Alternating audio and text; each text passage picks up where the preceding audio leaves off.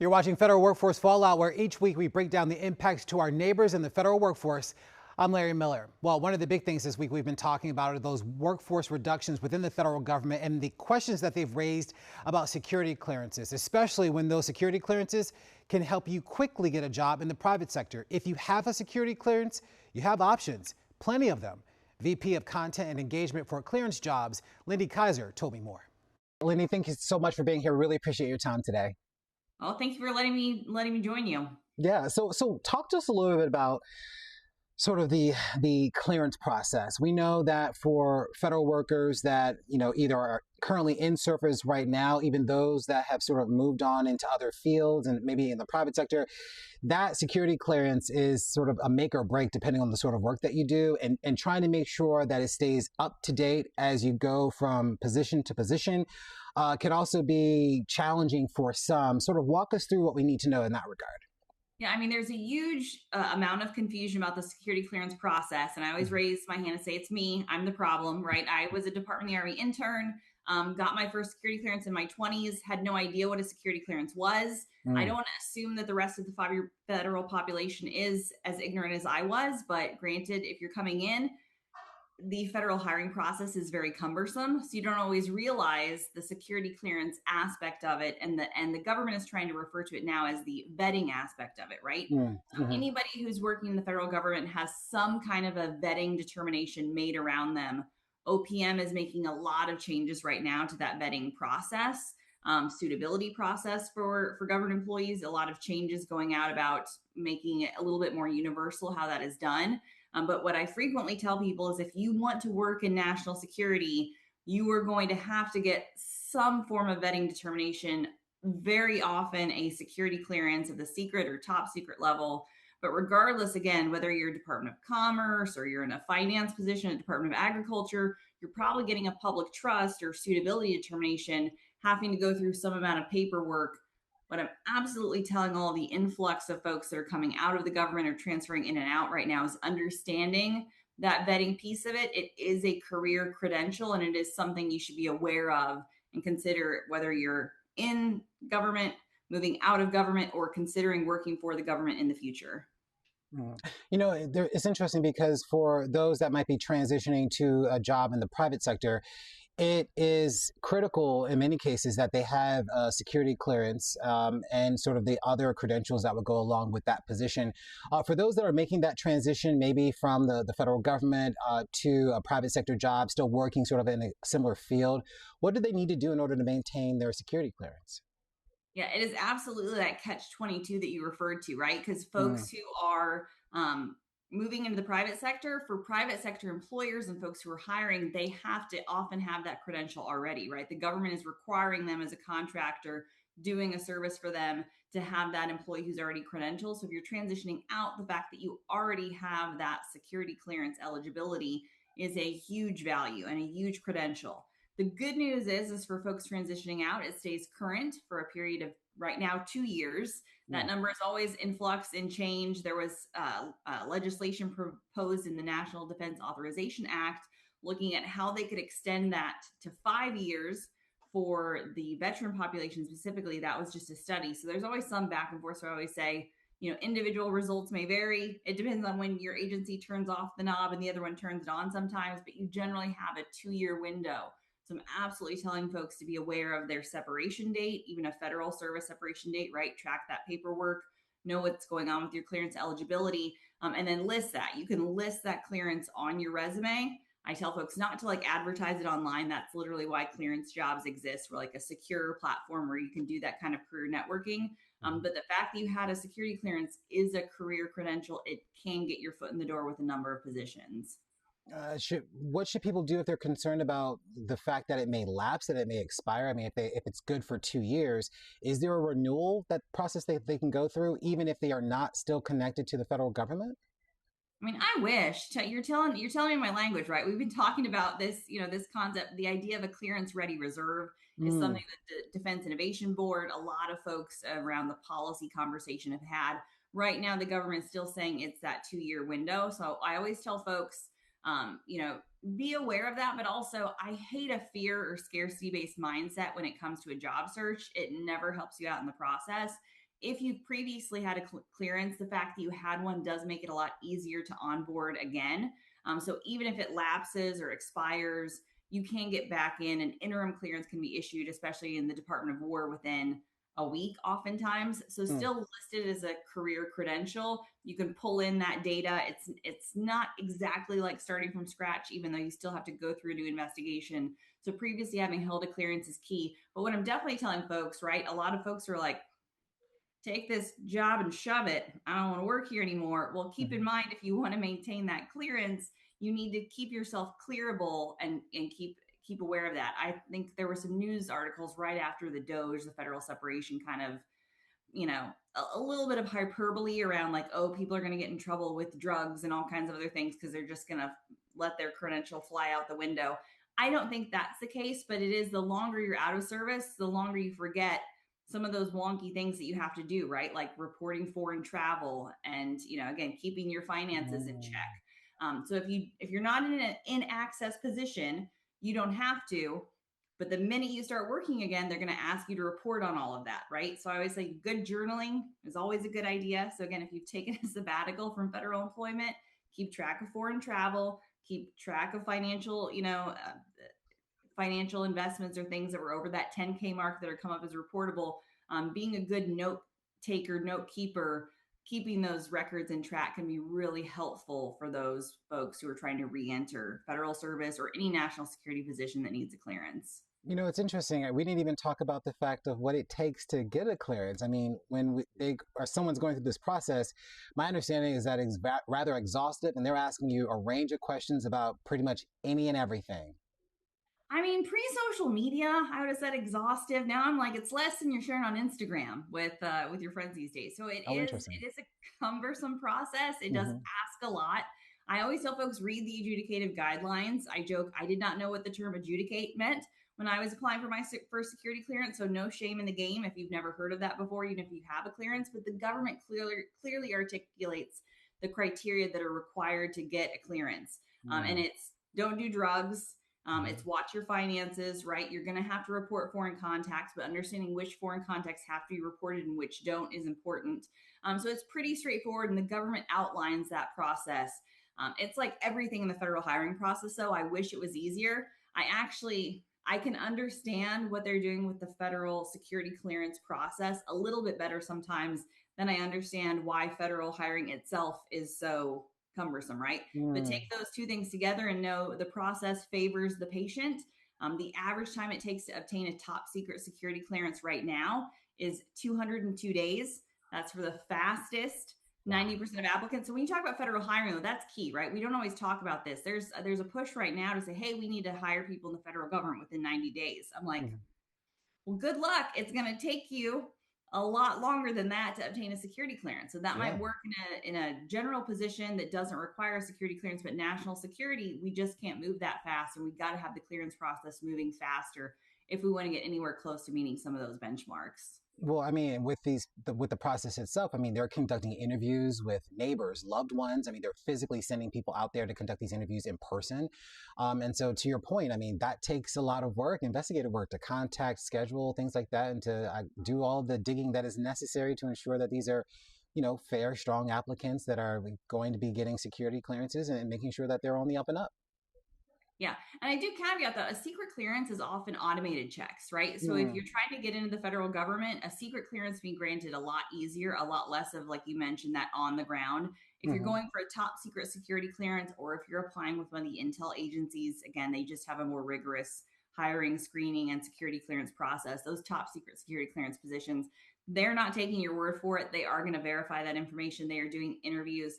They are now, this is a post COVID shift, doing more Zoom interviews and phone Hmm. interviews. So I always kind of remind people of that too, which is another problem entirely. Like, good luck if somebody calls from the government and says they need to talk to you. Tell your neighbors to actually take that call, right, or return it, Right. and tell them it's legitimate, because a lot more is being done with phone and Zoom verification, just in order to save time again on those long processing times. Have you seen any people that you know that have been navigating this process, either trying to get back into federal service or out of it? Sort of, What are some of the things that have been coming up? Because there has been so much flux within the federal workforce. It seems like things have sort of stabilized a bit as of late. But I wonder for you, any major themes that you would sort of warn people of at this point? Yeah, I mean, right. Workforce shaping is the word of the day, right? And I think Mm, that's the big thing that we're seeing, right? That we're trying to find the right mix of people, technology, and skills, and where those land. I feel like there's a lot of always criticism about the number, the size of the federal workforce, even in current. I'm always tracking that NDAA and Intelligence Authorization Act because you kind of get the sensing of Congress. They are still pushing, even the Department of War, to reduce some of their DoD civilian numbers. Now there mm, was pushback on that from on both sides of the camp, saying, "Let's not do that." But I'm always telling folks like there's just a lot of shift right now, and there are opportunities, but you kind of have to follow the lay of the land of where those opportunities are. So even USA Jobs has started to open up, right? They are mm-hmm, hiring. There's a number of IT positions, healthcare. We kind of saw that drawback in the federal workforce. They are mm-hmm, rehiring. mm, They're taking folks both who left and then folks new.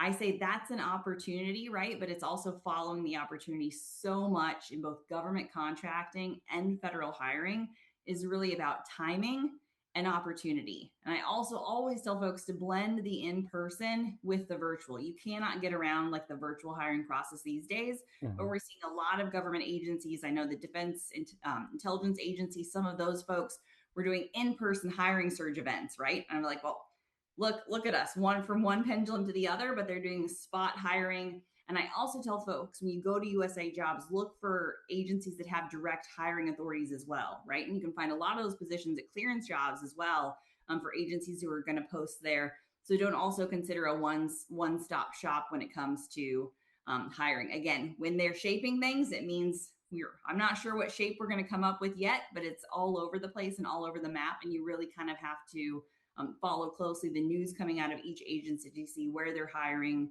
what's in demand, and how you can match what your skill set is to which of those agencies have those in demand positions. If folks out there need help, need some support in navigating this process, who should they turn to? I mean, me, obviously. I mean, Yeah. clearancejobs.com, we're here to help. We're specific to the federal hire for the cleared hiring space, right? So national security hiring, whether it's federal government or defense contractors. And I tell folks a lot of the contracting space is opening back up again too. So Mm, people saw this as a huge federal hiring issue. There have been huge layoffs, hiring freezes, issues across the private sector, right? So that was kind of the issue about the shakeup that we just saw. It didn't just affect the federal workforce, it really affected the entire federal support ecosystem. So mm-hmm. there was really no safe place to land, whether it was federal or contract. There was just a lot of contraction. Now the good news is we are seeing that pick back up. We're also seeing a lot of new companies, new agencies. Again, I think the government knows it has a critical mission to solve. Like that hasn't ended. We see these pushes from the executive branch about missions it wants to accomplish. It's going to take good people, technology, and skills to do that. So again, so go to Clearance Jobs, keep checking out USA Jobs, network across your ecosystem. Don't be afraid to reach out and be specific with what you're asking though. People always come to me at these career events at Clearance Jobs and they're like, hey, I want any job. And I'm always like, Mm, I don't have any job. You right. gotta be more specific. And I Right. know that's hard, especially for federal employees. We're trained to be generalists, right? I speak from that. Even my, brief Department of Army stint, you were Mm, expected to do everything, right? They wanted you to do it all. That becomes really hard in a job search process. So really try to refine those skills, take advantage. I know you've done a great job of highlighting all of those different organizations, but it's become really hard. I tell folks the federal government transition has almost become what I see in the military transition. The issue isn't that there's a lack of resources, it's how do you find the ones that work best for you. But again, I always say, what a time to be alive. We now have AI and a lot of tools out there. So research out there and try to find, hey, what are the organizations that specific to my skill set can really provide training, vocational training, for a lot of folks who maybe did policy jobs that aren't going to come back at least in the next year or two. They're going to have to find those translatable skills that they can get into other work. So leverage AI tools, leverage resources out there to find those other matches. And again, we do have more than 60,000 jobs listed at clearancejobs.com. So I wow. have to give a shout out to that. There are jobs out there. It Mm, is just, again, finding that match, that skill set, tailoring your resume, making sure that you find the opportunity that's a fit. because there are positions out there. And there's still a lot of areas where they simply do not have enough people, again, with that clearance, that skill set. So finding the right combination is how you get your foot in the door. All right, thanks to Lindy for that information there. Well, when it comes to getting a job these days, as you heard there, your network really is currency. And if your network is weak, now's a great time to go out there, reach out, make connections, sell yourself. It was just one of the many topics that we broke down during our federal workforce fallout chat with the recruiters chat panel that we had earlier this week. Take a look. My hope for today is that everybody on this call leaves with one thing they can do differently after today. Because the reason you're here is you're trying to find a new opportunity, and whatever you've been doing may not be working as well as you'd like. So make sure if you have a question, you put it in the chat. I want everybody to leave with one thing they can do differently after today. So with that, let me introduce our esteemed panel. We've got Andy Lloyd. Andy has been a recruiter mostly in the private sector for all of his career, and is knee deep in resumes and AI and applicant tracking systems, and is someone dealing with this firsthand who can help answer any of the questions you may have. Secondly, on the panel is Chase Younts. I don't see him there, but I know he's here someplace.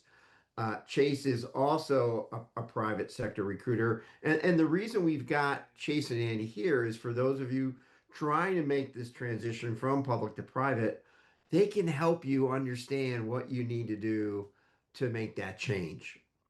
And then finally, Kelly Winnick is here. I can't see her on my screen, but I think she's here. Kelly is a public sector recruiter, and she has been involved in that process for a number of years now. So if you're trying to stay in the public world, Kelly can answer questions about that. But she too is also very involved in AI and applicant tracking systems and all the hiring process, recruiting process that you all are faced with on a day-to-day basis. So that's the panel. I'm certainly here with Larry to help moderate and offer questions, but really take advantage of these folks because, as I said in some earlier publicity, these are the gatekeepers that you need to understand. You need to understand how they work and what their experience is in order to make that transition. Okay. So I don't know if we've got any questions to begin with, Larry. I'm looking at. Yeah, there was one question from Tia Foss asking about lawsuits against OPM, and I will tell you that there have been a number of lawsuits against the Trump administration, specifically about changes that they've made to the federal workforce. Those lawsuits have ranged from the actions that have been initiated by DOJ to even sort of healthcare changes that we've seen regarding employees whose dependents or even themselves identify as trans and may need certain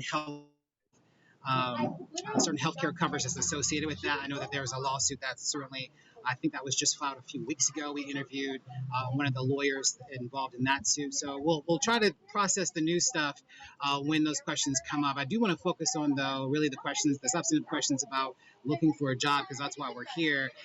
And Bill, Chase, we'll actually start off with you since you got the nice shirt on right now. Chase, we talked about a lot the last time that we were all together. We went over so much. We talked about AI. We talked about resumes. I want to ask sort of the question about AI because it has come up a lot. And even after the last time we spoke, there was some new research that came out about sort of the role that AI is playing in the job search. Help us understand about these applicant tracking systems. How important are they to your work? And how do we maneuver through these systems that many feel, and even some research suggests, is a lot more involved in the hiring process than maybe what a lot of people realize? Yeah, you know what, Larry? I think it cuts both ways. I think there are some companies that rely tremendously on AI, and I think almost to their fault. I think there are others who are still very much old school and probably have introduced very minimal AI. But most companies at this point are utilizing it in some form or capacity. Um, I think where it can be advantageous on the hiring side of the equation is, when you may have many resumes to review. Some of the keyword features, right? Some of the AI that are lining up some of the skills and experience. They can help sift through some resumes that maybe are completely irrelevant, right, to the role that you're hiring for. At the same time, I think you can use it from a recruiting perspective from on that side of the house, but as a candidate, it's also very important. I think while we're all right utilizing AI on the front end, from a resume prep perspective, I think where you can get yourself in trouble is you can start to look like every other applicant and use your individuality, right? Let's say you have 100 applicants on a job and everyone uses AI to tailor their resume, regardless of some different past skills and experiences, resumes start to look very similar, right?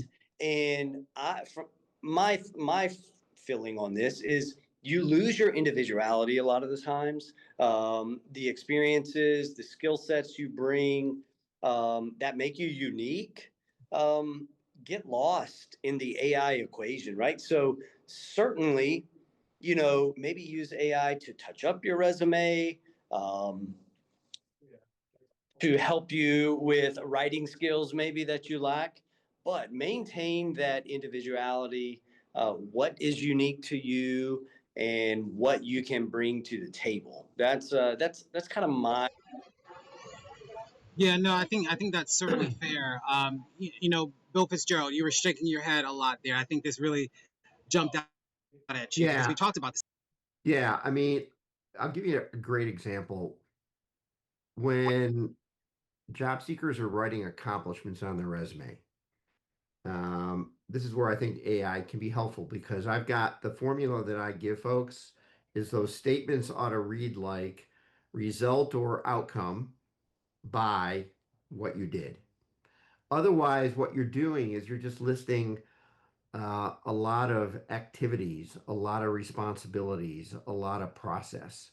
And what a recruiter is looking for when they're looking at accomplishments are actual outcomes. So you could take your statement that right now reads a little like a job description, a statement from a job description, and ask AI to help me write this so it follows this formula. Result by what I did. And it'll help you formulate those statements so they follow a formula that makes sense, but they're still yours because no one else can claim that outcome and no one else can claim what you did. Only you can do that, but you've got to use that's where AI can help you write these statements in a way that makes sense. Andy, what are you seeing from your perspective?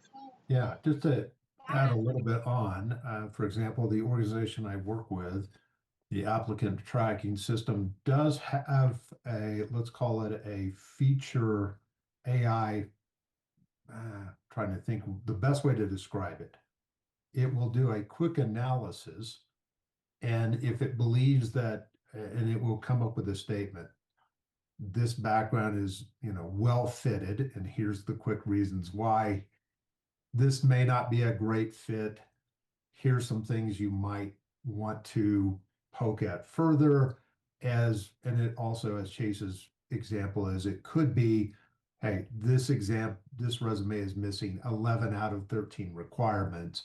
So AI, hopefully what I'm trying to communicate is AI is not necessarily making the decision purely on a review of you're in or you're out.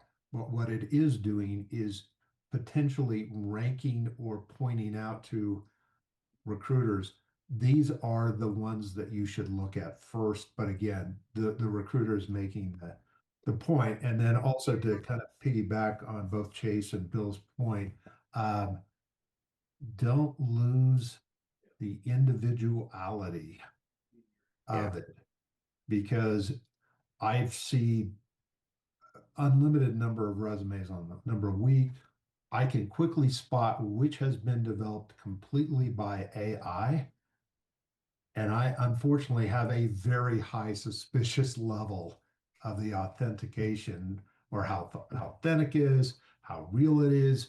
So kind of, again, to Bill's point, use it as a tool to help craft, but try to keep yourself, your individual self, into that resume, because it will stand out. Because unfortunately, a lot of applicants are now leaning completely into AI. They're stripping all of their individual out of it.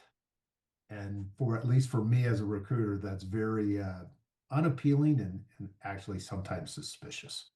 Andy, I've got a question for you. Yeah. I want to follow up on the whole thing about, and this is, I mean, Chase and Kelly, you guys both jump in. The whole thing about applicant tracking systems. So many candidates are of the opinion that there is no human ever seeing their resume, and they believe they are getting rejected always by a machine, that there's no human involved. I saw a comment, somebody saying, I got a rejection letter at 1:30 in the morning. No one is seeing my resume. So what is it with these applicant tracking systems that we can tell job seekers about? What is the truth? What is the reality? What is the role they're playing? And then I guess part two would be, is there any way to, kind of, I mean, I have a suggestion, but any way to get around or deal effectively if you're a candidate with an applicant tracking system? I can jump in. Yeah. Excuse me for being late. That's okay. Issues. In my current company, we do look at every single resume, and we do not make a decision on them until we've reviewed the resume. So if you get a rejection at 1:30, it might be that the applicant tracking system has sent it a delayed rejection. So it's not necessarily that they didn't see your resume, you just might not have been a fit for whatever reason. Maybe you didn't meet the minimum requirements, or just we weren't getting from your resume any measurable, actionable accomplishments on your end. But I do think that as a recruiter, we look through thousands and thousands of resumes, and we are looking for usually specific things in that resume. And if you can really adequately express what you do in your job and how it relates to the job you're applying for, that makes a huge difference. And just to piggyback on what Andy was saying about the AI, I use AI every day for personal and work things, but I do make sure I review it, make sure it sounds like me. I try to put it wording that is my wording and not computer generated sounding.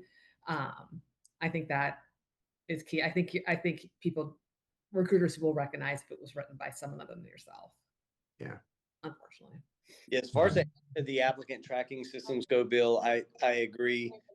Somebody somewhere is reviewing your application and reviewing that resume.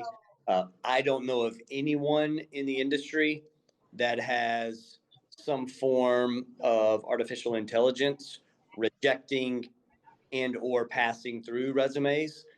To Andy's point, it may be set up to say, hey, we rate this resume as an 8 out of 10 based on these criteria, or this resume may be a 3 out of 10. We don't see experience with X, Y, and Z. So while it may be helpful to help rank, to help you spend your time as a recruiter better, focusing on the resumes that appear to be more relevant, someone somewhere is reviewing that resume before it is either accepted and passed forward for an interview or rejected. And we thank our panel for their insights. We'll be sure to share the rest of federal workforce fallout chat with the recruiters with you next week. And of course, you can count on us to keep you updated on those affected by the reductions and what it means to our communities. In the meantime, scan the QR code on your screen. Of course, we'll keep you updated right here on federal workforce fallout. We appreciate you being here. Take care, and we'll see you again soon.